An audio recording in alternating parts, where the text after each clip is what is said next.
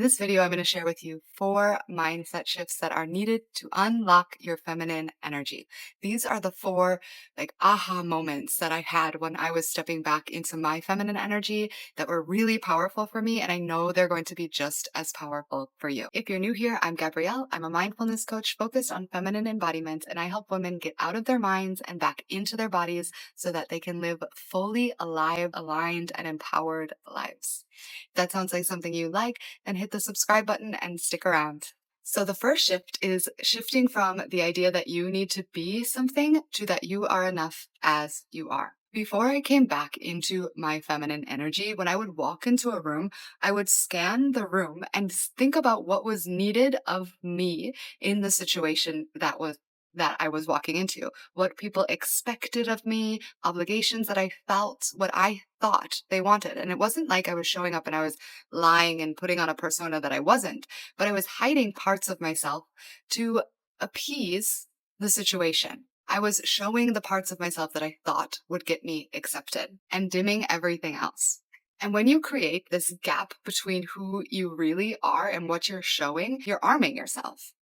And this armor causes your energy to stay closed because you're not actually embodied in the present moment, just showing up with what's real and true. You're managing your image constantly. And that means you're living in your mind. Feminine energy doesn't perform. It doesn't think about what is needed from the situation or what people expect or obligations. It shows up as is what's alive in this moment within. It doesn't think about what impressions need to be made. So the shift is simple, but it's deep. Instead of asking, how am I coming across and behaving from that, come back into what do I actually feel right now? So going back to this idea of walking into a room, instead of walking into the room thinking about what everyone else wants from you, walk into a room and think about how you actually feel and show up from that energy. Always be with yourself first.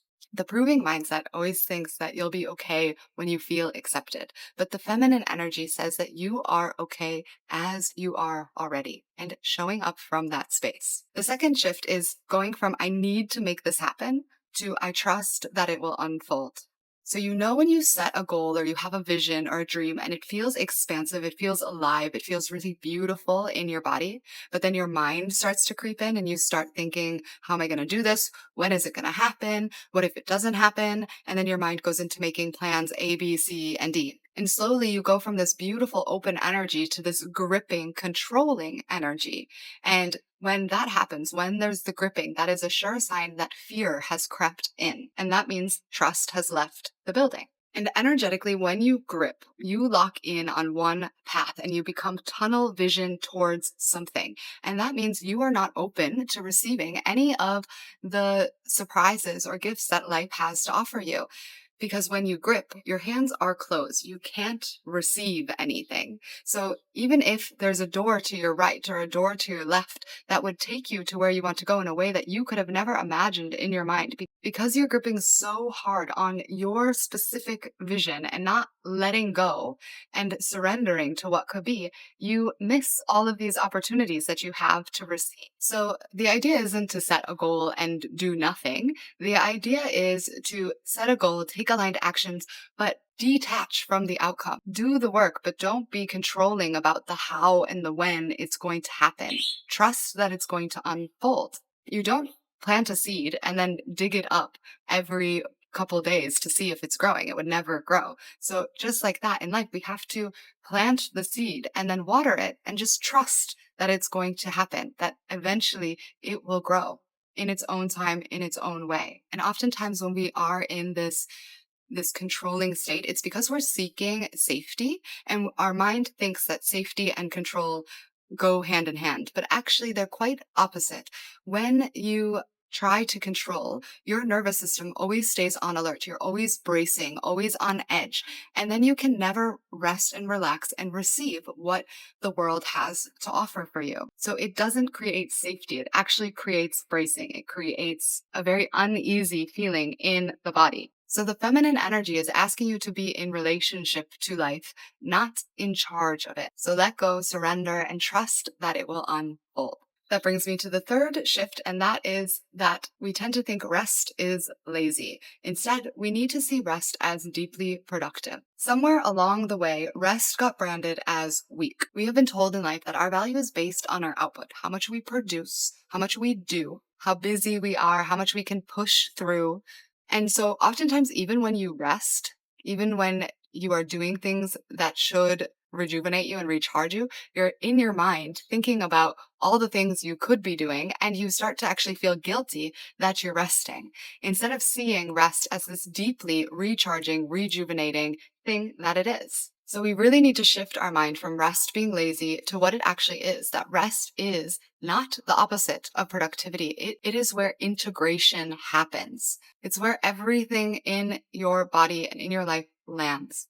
Your nervous system needs this time to process things, and creativity needs spaciousness to emerge. You can't access your deepest intuition if you are constantly in motion. So we need to rest. We need to rejuvenate. Just think about how many good ideas come from when you're taking a shower or when you're on a walk, because rest is not just when you're sleeping or lying horizontally, but that's a whole nother topic. I'll make a different video about all the ways we can rest our mind, body, and spirit. But it's in these moments where we're doing things that recharge us and we can check out of our always on, always thinking state and allow things to just emerge from within. And this is when we get great ideas. You can also think about times that you've pushed through and something took you so much longer to do because you felt like you were like trudging through mud to get this thing done. And then maybe that night you relaxed and you rested after like 10 hours of trying to get something done. And then the idea hit you and you have this idea that would make whatever you were working on so much easier and so much better and so much faster. And the next day you do it and you get it done in like 2 hours and you were in the flow state. So the output is so much better. That comes from resting. So rest is not lazy. Rest is deeply productive because that's where things emerge from.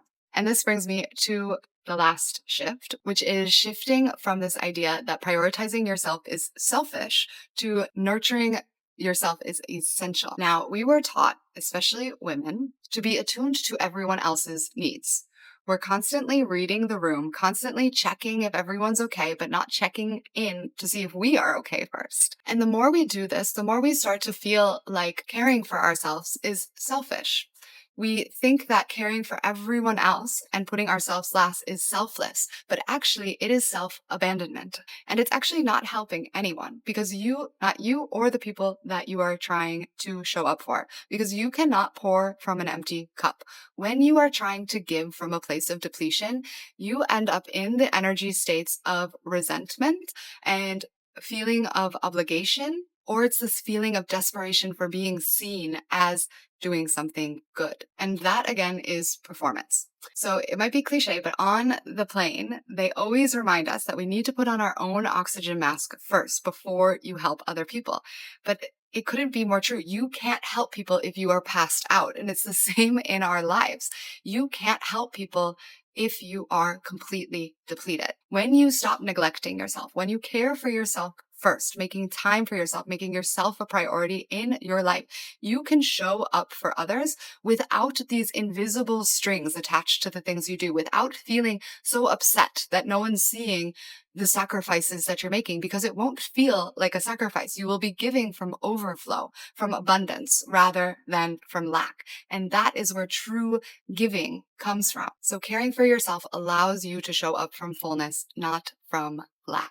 So if this is resonating and you want to embody your feminine energy and really come back into this fully alive, embodied place, then I invite you to join my free 7-day challenge that brings you from your mind to your body, creating nervous system safety, feeling secure within yourself so that you can reclaim your feminine energy. It's 7 days. It's on a web app, so it'll send you emails each day to go back in to do the different practices, rituals, and mini challenges. By the end, you will be feeling a shift within. So I really hope you sign up. Other than that, I hope you have a great day, and I will see you next time.